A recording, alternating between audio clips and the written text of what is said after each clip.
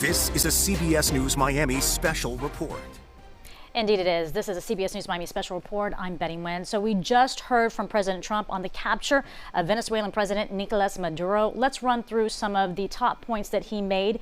He said, at my direction, U.S. armed forces struck the capital of Venezuela by air, land, and sea forces. They launched what he called a spectacular assault. He said it was the most stunning and powerful display of American might. He went on to say that he was able to successfully capture Maduro and his wife during the dead of night. And in doing so, not one piece of military equipment was lost and not one U.S. military personnel was killed.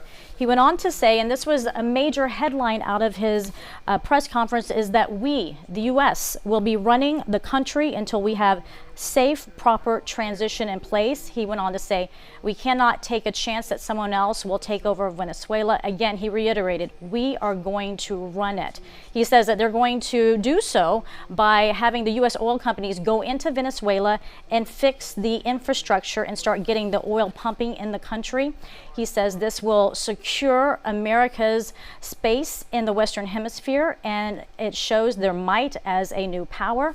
And this is a picture of Nicolas Maduro after the U.S. captured him overnight in Venezuela. You see his hands are tied there. He is blindfolded. He was taken by air to the USS Iwo Jima, where he and his wife were there. The president went on to introduce Chairman Joint Chiefs of Staff Dan Kane, who walked us through how this operation went. He said it was very complex, air, ground, space operation.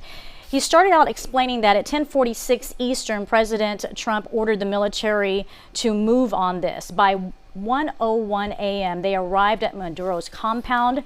They were able to be there and capture Maduro and his wife, who they stated gave up very easily and went into custody. And by 3:29, they were back over at the USS Iwo Jima with Maduro and his wife. Now, it's really important to understand what happens politically. We heard from Secretary of State Marco Rubio talk about the fact that Congress was not alerted to this. He went on to say this was not an operation that you could give advance notice to because of the dangers involved in that. But the top headline here is that the U.S. government does plan to be in country to some extent. Even the president said he is not afraid of boots on the ground. That could possibly be in the discussion here, but at this point that does seem like a conversation perhaps a little for a later moment. But it does appear that the American forces will be a part of this transition in the sense of that the U.S. government will have a hand in it and trying to get this transition government. And part of that has to do with oil. They will be pumping oil out of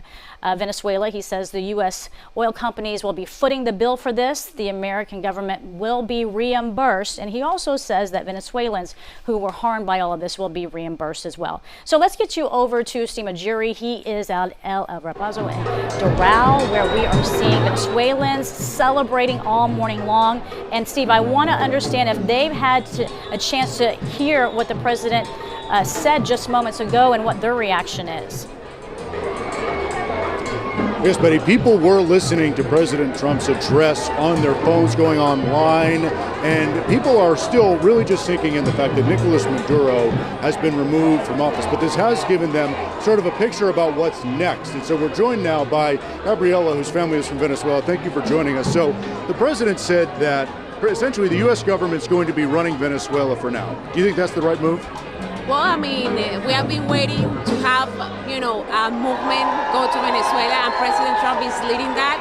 For me, I think, we want the best for our country, have family over there. And the expectations are higher. They are just, waiting for the best. They're scared, but they're happy because we're getting closer to that freedom that we have been waiting for over 20 years. So for me, it's a very exciting day today.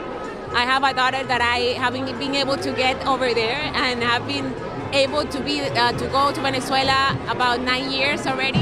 So for me, this is a great day, definitely, 100%. You have your family down there.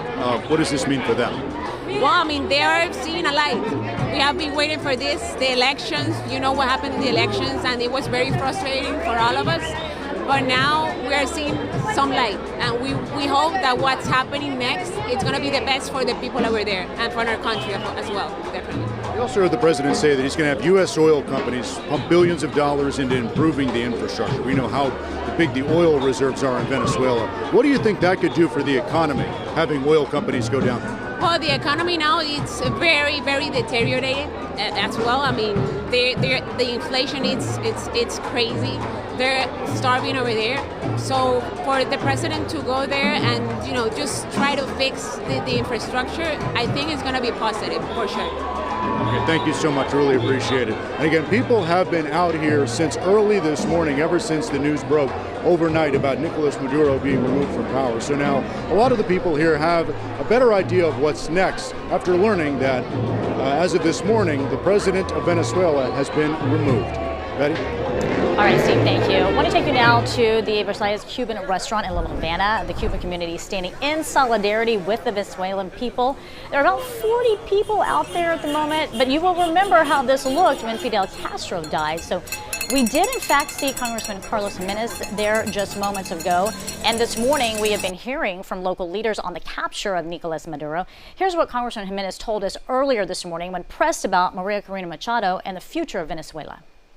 I have spoken to her, and again, it's a wait and see right now. What's going to happen next. The last thing that we want is chaos in Venezuela. The last thing that we want is bloodshed in Venezuela. And so I would believe that right now, what the government of the United States is doing, the Secretary of State is doing, along with obviously the president, following his wishes, is trying to find a path, a peaceful path to a transition to a free and democratic Venezuela.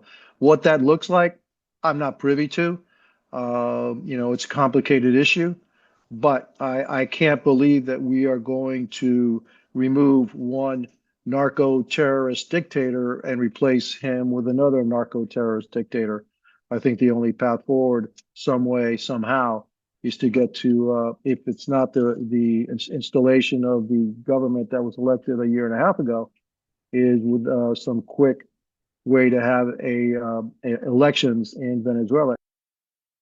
Well, President Trump did mention today that he did not feel that Machado had the support, so we will see how that plays out. In the meantime, Congressman Mario Diaz-Balart also releasing a statement. It reads, quote, "Today's action ordered by President Trump is what decisive leadership truly looks like. Our country has faced an unprecedented national security threat from the illegitimate Maduro regime." He also went on to say, unabated for years, Maduro has sent drugs into our country, killing an untold number of Americans, kidnapped innocent Americans, flooded our country with violent cartel members from the Tren de Aragua and the Cartel de los Soles, while destabilizing regional security. And then South Florida Congresswoman Debbie Wasserman Schultz, she sent out this statement this morning. She said in part, the capture of the brutal, illegitimate ruler of Venezuela, Nicolas Maduro, who opposed Venezuela's people, is welcome news for my friends and neighbors who fled his violent, lawless, and disastrous rule. However, cutting off the head of a snake is fruitless if it just regrows. Venezuelans deserve the promise of democracy and the rule of law, not a state of endless violence and spiraling disorder. She goes on to say, my hope is that it offers a passage to true democracy and liberation. And just a short time ago, Miami-Dade County Mayor Daniela Levine Cava released a statement, and she says, for too long, the brutal Maduro regime and its dictatorship have silenced the Venezuelan people and avoided real consequences. The illegitimate presidency of Nicolas Maduro has come to an end, though what comes next is deeply critical. And this information just in right now. Some flights at Miami International Airport are being impacted today due to restricted airspace near Venezuela and parts of the Caribbean. So make sure that you check your flight status with your airline before heading out to the airport. And of course, stay with CBS News Miami on air and online all day long for continuing coverage of the capture of Nicolas Maduro. This has been a CBS News Miami special report. I'm Betty Nguyen.